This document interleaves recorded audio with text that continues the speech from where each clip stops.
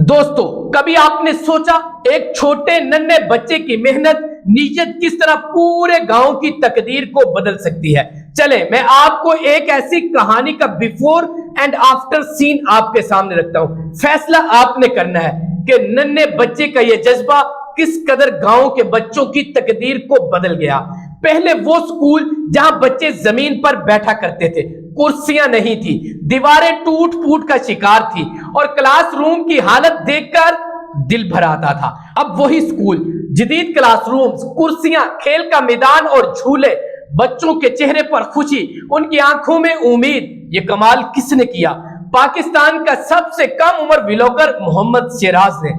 जी हाँ, ये वही नन्हा सा बच्चा जिसके व्लॉग्स हम सबको हंसाते और दिल को सुकून देते हैं। शेराज ने सोशल मीडिया से कमाने वाली आमदनी अपनी ऐशो इशरत पर खर्च नहीं की, बल्कि अपने गांव के स्कूल पर लगा दी। लोग पूछते हैं कि सोशल मीडिया से क्या मिला?